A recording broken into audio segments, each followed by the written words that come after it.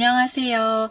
오늘은 사모에 대해서 얘기해 보려고 해요. 제가 얼마 전에 연륜이 좀 있으신 사모님들을 만나게 됐는데 저를 딸처럼 따뜻하게 대해주셔서 너무 감사하더라고요. 그 사모님들은 오랫동안 교회를 섬기면서 사역을 적극적으로 해오신 분들이었어요. 그런 모습을 보면서 제가 많은 걸 배우고 느끼게 됐어요. 그리고 또 최근에 젊은 사모님들이 이메일로 고민 상담을 많이 보내주셨어요. 사모 역할이 너무 힘들고 부담된다는 내용이었는데요. 원래도 이런 고민 상담을 많이 보내주셨지만 최근에 특히 더 많더라고요. 그래서 오늘은 사모의 삶에 대해서 나눠보려고 해요. 이미 결혼을 하신 분들도 이왕 가는 길 어떻게 하면 조금 더 덜 힘들게 갈 수 있을지 저의 생각을 나눠보려고 합니다. 사모의 길을 가다 보면 여러 감정이 들기도 하죠. 어떤 때는 감사하고 행복한데 어떤 때는 또 외롭고 힘들 수도 있어요. 사실 사모의 삶이 정해진 틀이 있는 건 아니잖아요. 그리고 섬기는 문화가 교회마다 조금씩 다르기 때문에 사모님들이 겪는 어려움도 조금씩 다를 것 같아요. 근데 가장 많이 말씀해 주시는 고민이 뭐냐면 나는 그냥 사랑하는 사람이랑 결혼을 했을 뿐인데 왜 이렇게 많은 걸 감당해야 되지?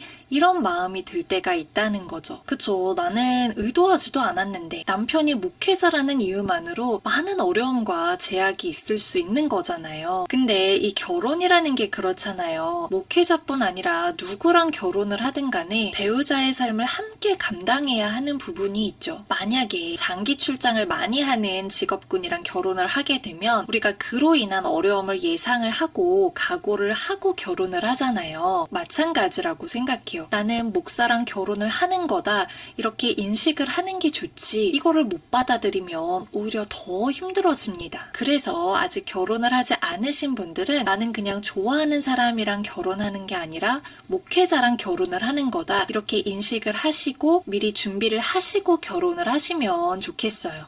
저는 저희 남편이요. 연애할 때부터 당신은 사역자랑 연애하는 거다. 사역자랑 결혼하는 거다. 이런 인식을 엄청 많이 심어줬거든요. 그리고 사역 얘기를 일상적으로 정말 많이 했었어요. 그래서 저도 연애를 하는 동안 사역이란 어떤 건지를 좀 배울 수가 있게 됐고 나는 이 사람이랑 결혼을 하면 한 사람의 목사 사모가 되는 거구나 이런 그림을 좀 미리 그릴 수가 있었던 것 같아요. 그래서 결혼을 하고 나서도 이 사모의 역할과 책임을 받아들이는 게 상대적으로 더 쉬웠었어요. 근데 많은 경우에 결혼하실 목사님 전도사님이 미리 말씀을 안 해주시고 너는 그냥 너답게 살아. 힘들게 사모로 안 살아도 돼. 이렇게 많이 얘기를 해주신대요. 근데 그게 현실적으로 그렇게 될 리가 없다는 말이죠. 제가 봤을 때는 이제 결혼하기 전에 미리 좀 안심을 시켜주려고 그렇게 얘기를 하시는 것 같은데요. 제가 상담을 많이 해보니까 오히려 그렇게 예상을 못 하시거나 아니면 그냥 막연하게만 생각하고 결혼을 하시면 오히려 나중에 훨씬 더 힘들어 하시더라고요. 그래서 결혼하기 전에 그렇게 마음가짐을 준비하는 게 참 중요하다고 생각을 하고요. 또 중요한 건 사모도 하나님께서 부르신 한 명의 사역자라는 걸 받아들이는 거예요. 저는 예전에 개척교회 사모 절대 안 하겠다고 버텼었거든요. 그런데 하나님께서 질병을 주셔가지고 정말 죽을 고생을 하고 나서야 순종을 하게 된 거예요. 그 과정에서 깨달은 게 뭐냐면 나를 사모의 길로 부르신 거구나. 교회를 세워가는 데 있어서 나를 부르신 거구나. 이거를 깨닫게 됐고요. 그리고 이게 진짜 하나님께서 나에게 주신 개별적인 소명이라는 걸 깨닫게 됐어요. 성경을 보면 하나님께서 제사장한테 얼마나 막중한 책임을 부여하셨는지 알 수 있죠. 조금 실수했다고 아론의 두 아들을 죽이시고요. 그리고 아론한테 그거 가지고 슬퍼하지 말라고 하세요. 좀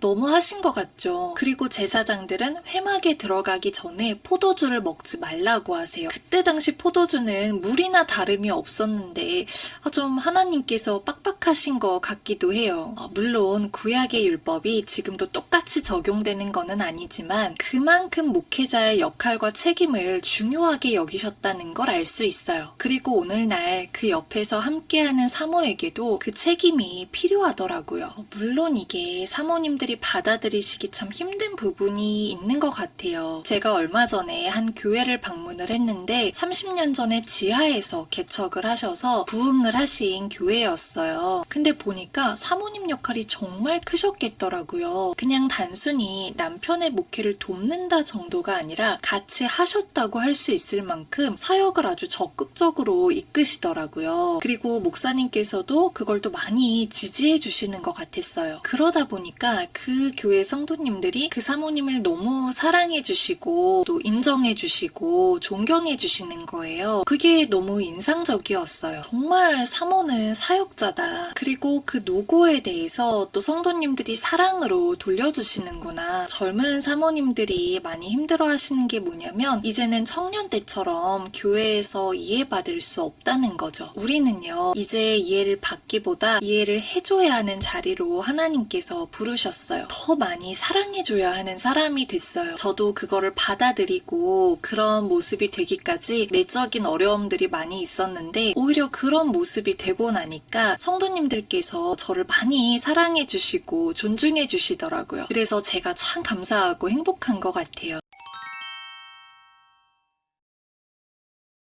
그렇다고 모든 걸 혼자 감당해야 되는 건 또 아니죠. 사실 남편 목사님의 역할이 참 중요하더라고요. 우리 목사님들이 잘 아시겠지만 사모가 힘들면 당연히 이제 목회 사역에도 지장이 가고 또 심한 경우에는 그 목사님이 목회를 그만두시는 경우도 꽤 있더라고요. 그래서 결혼을 하기 전에 사모의 삶에 대해서 숨기시기보다는 우리가 결혼하면 이런 어려움들이 있을 수 있지만 하나님 안에서 믿음으로 잘 헤쳐나가면서 살아보자, 이렇게 미리 얘기를 하시고 그걸 받아들일 수 있는 사람과 결혼을 하시는 게 맞다고 생각을 합니다. 그리고 결혼 후에도 아내의 마음에 많이 귀 기울여 주시고 많이 대화해 주세요. 또 사모님들이 할 수 있는 사역이나 하고 싶은 사역이 있다면 함께 기도해 주시고 지지해 주시면 좋겠고요. 꼭 교회 사역이 아니더라도 가정에서의 내조라던가 경제 활동이라던가 이런 너무나 중요한 사모님들의 포지션에 대해서 감사를 많이 표현해 주시면 좋겠습니다. 제가 계속 받아들여야 된다, 이렇게 말씀을 드리고 있죠. 이게 안 받아들이면 더 힘들어지기 때문이에요. 예수님께서 내 멍에를 지라고 하셨어요. 그때 진짜 쉼이 있다고 하셨죠. 예수님의 멍에를 지고 예수님의 짐을 질 때 그때 참된 평안과 자유가 있다는 거예요. 근데 그 멍에를 지기 싫다고 고집을 부리면 오히려 더 수고하고